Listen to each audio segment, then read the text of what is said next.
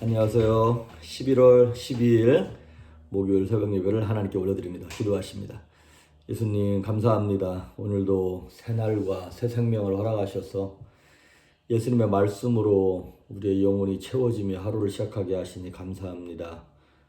주님, 우리는 늘 무엇을 먹을까, 마실까, 입을까를 염려하면서 육신의 것에 집중하는 미련한 모습을 가지고 있습니다. 불쌍히 여겨주셔서 영혼이 깨어나게 하시며 더 고상하고 귀한 것을 볼 수 있는 영혼의 지각과 눈을 열어 주시옵소서. 오늘도 함께 하시길 소망하며 예수님의 이름으로 기도했습니다. 아멘. 우리의 찬송가 512장, 새 찬송가 315장, 내 주 되신 주를 참 사랑하고 찬양하십니다.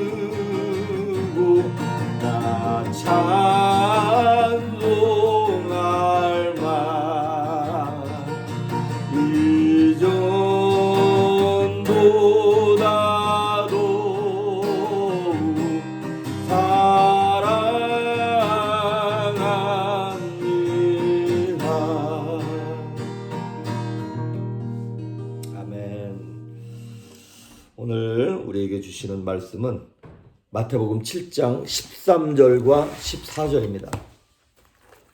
마태복음 7장 13절과 14절에 있는 말씀 두 절만 제가 봉독해 올립니다. 좁은 문으로 들어가라. 멸망으로 인도하는 문은 크고 그 길이 넓어 그리로 들어가는 자가 많고 생명으로 인도하는 문은 좁고 길이 협착하여 찾는 자가 적음이라. 아멘. 너무나 간단하고 단순한 말씀인데 되게 무섭고 사실 대답하기 두려운 말씀입니다. 저는, 그리고 이 설교를 듣고 계신 우리 성도님들은 본인이 지금 좁은 문에 있다고 생각하십니까? 넓은 문에 있다고 생각하십니까? 그리고 지금 살아가는 삶의 태도가 좁은 길로 가고 계신 것 같습니까? 넓은 길로 가고 계신 것 같습니까? 참 불편한 주제입니다. 오늘 7장 13절부터 이제 7장 마지막 것까지 이게 산상수훈의 결론이에요.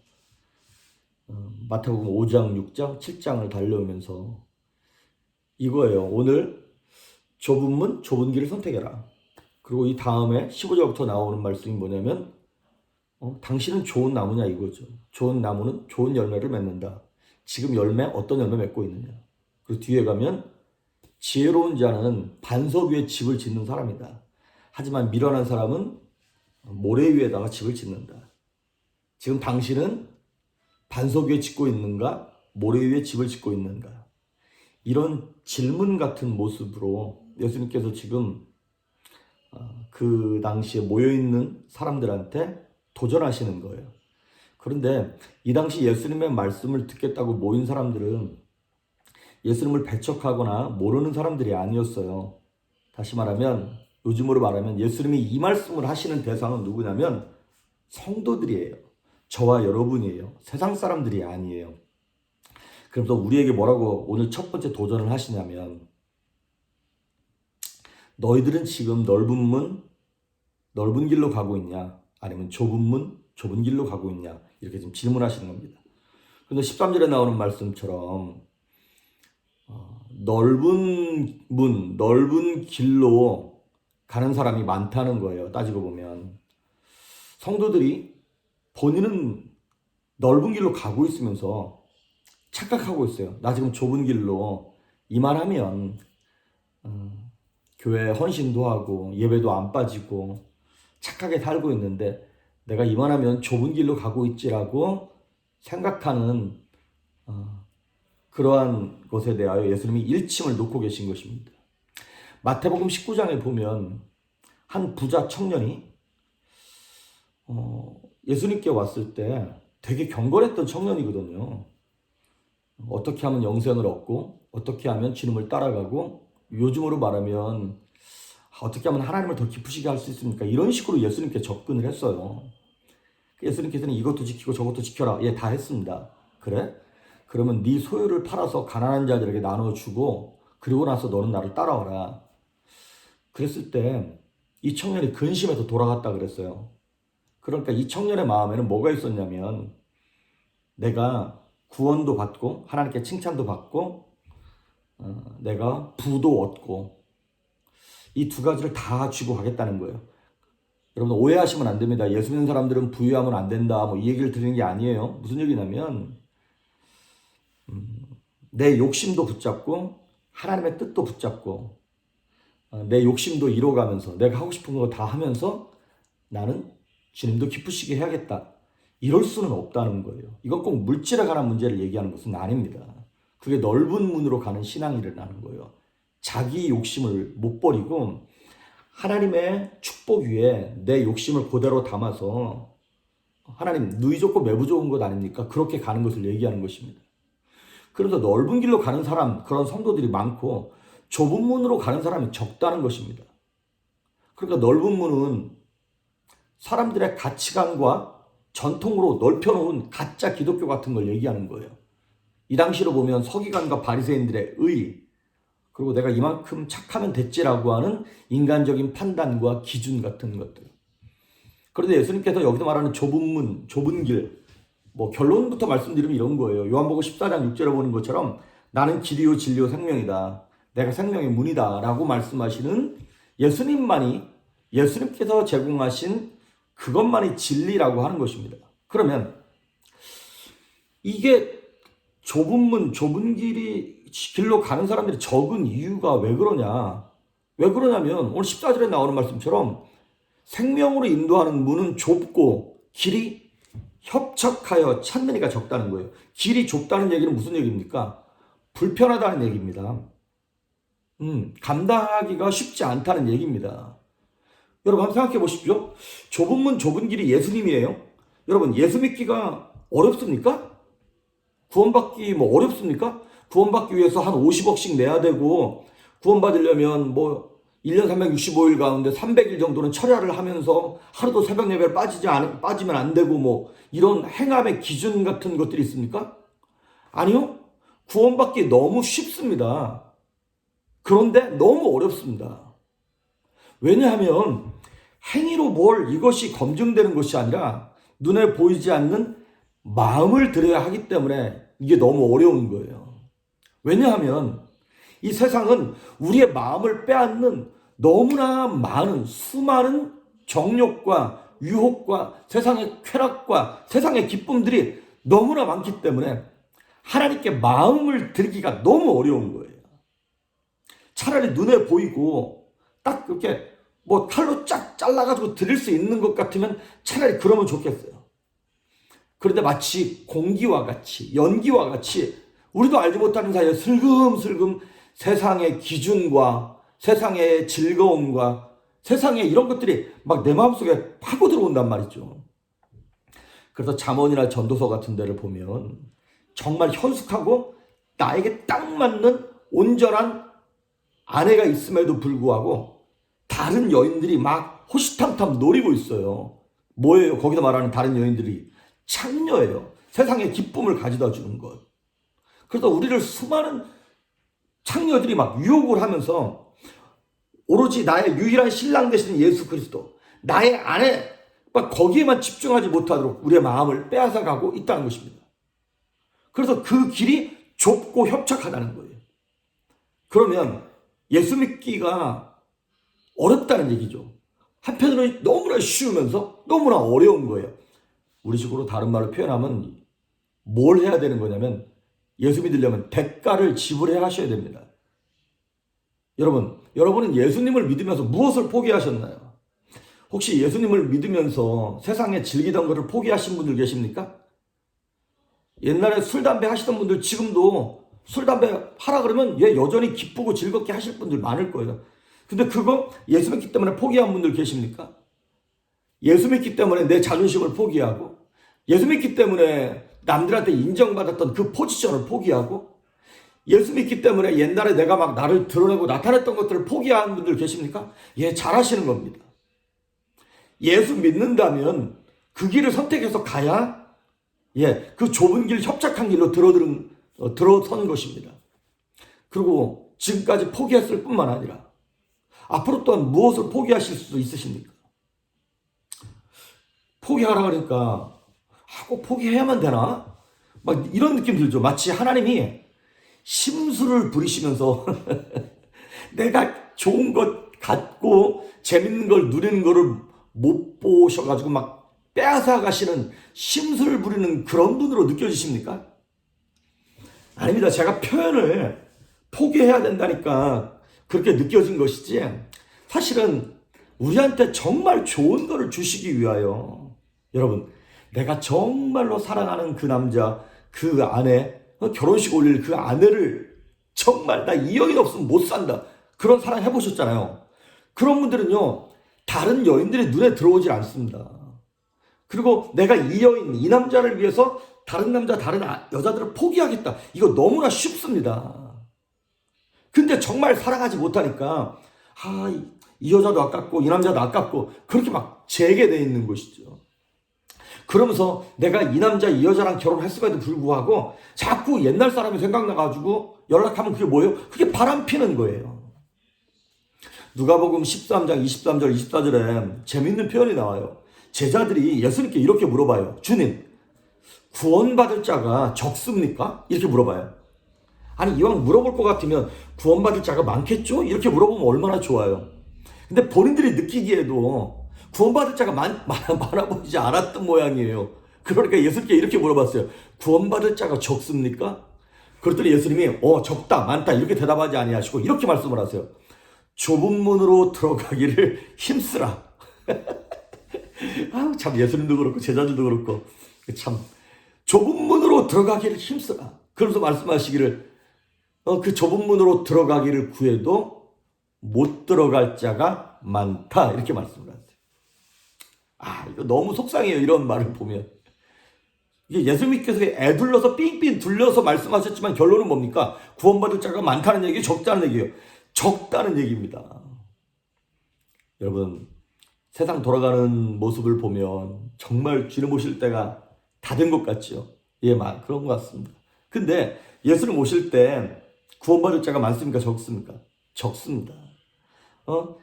신랑을 기다리는 등불을 든 10명의 처녀가 나와요. 그게 다 등불을 들었다는 얘기는 믿음 있다는 얘기예요. 예수 그리스도를 나의 주 나의 하나님으로 모셨다는 얘기나 마찬가지예요. 근데 그 10명 중에 신랑이 늦게 오니까 다 졸고 앉아있어. 다 결론은 믿음이 있긴 있었는데 믿음이 있는지를 모르고 살아가는 막 세상에 오염되고 동화되고 같이 타협하면서 살아가고 있는 거예요. 다 졸고 있어요. 근데 그 중에 5명은 다행히도 조는 와중에 기름이 있어요. 성령의 기름을 준비했고 5명은 옛날에 믿었던 흔적만 있어요. 등불만 있고 기름이 없는 거예요. 그러니까 신랑이로다 맞으러 나오라 그랬을 때 몇 명만 그 천국잔치에 들어가나요? 5명만 들어갑니다.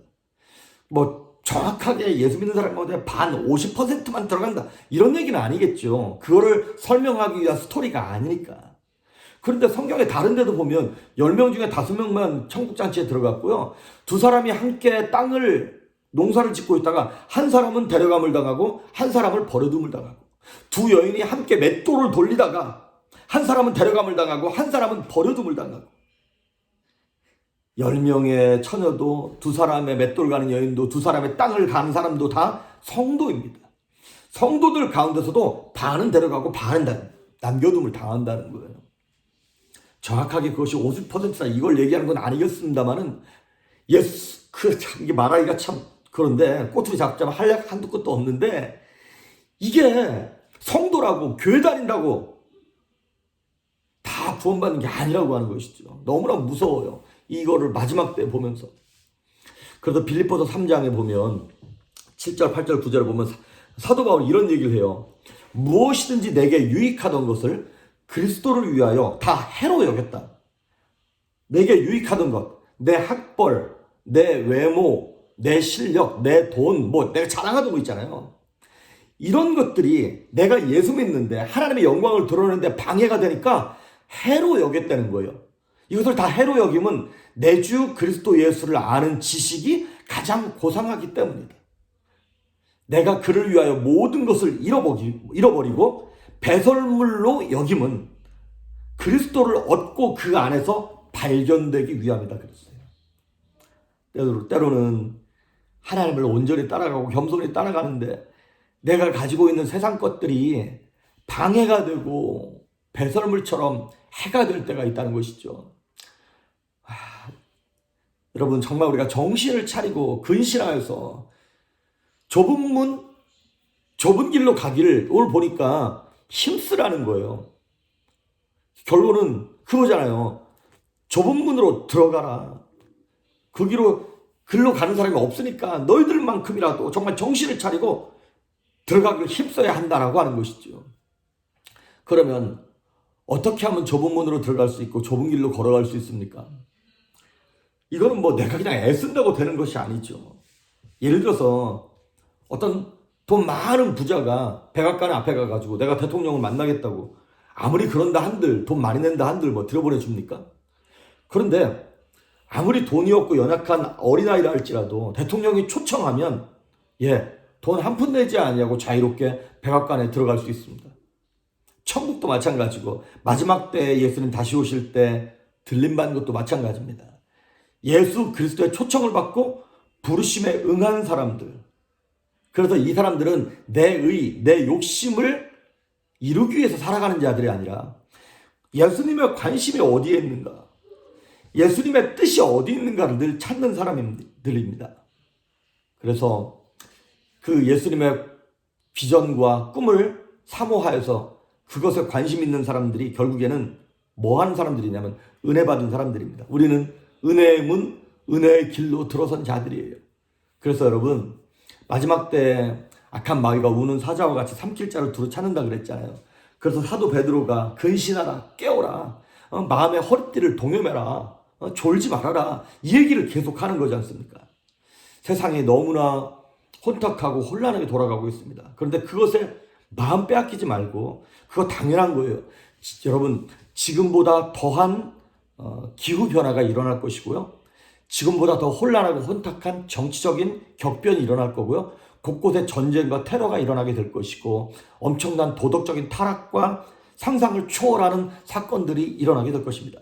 그때 마음 흔들리지 말고 예수님께 집중함으로, 예수님만 바라봄으로, 예수 그리스도의 보혈을 의지해서 예수님과 동행함으로 요동치 아니하고 흔들리지 아니하는, 그래서 예수님 손 붙잡고 좁은 길 좁은 문이 주님과 함께 갈 때 절대로 좁지 않습니다. 그 길이 기쁘고 즐거운 길이 될 것입니다.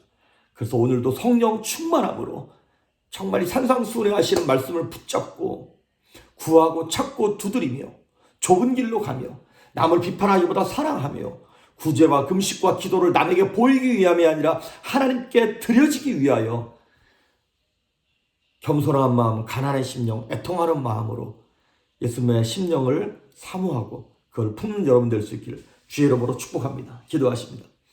예수님, 세상에 일어나는 환경과 사건에 마음 빼앗기지 아니하게 하시고 내 육신의 정욕에 마음 빼앗기지 아니하게 하시며 늘 하나님 손 붙잡고 말씀을 심령 가운데 담아두며 주님이 내게 원하시는 것이 무엇인가를 깨달아 그 뜻을 이루기 위하여 내 삶을 헌신하고 포기할 수 있는 그 하늘의 기쁨과 능력을 우리 모두에게 허락하여 주시옵소서.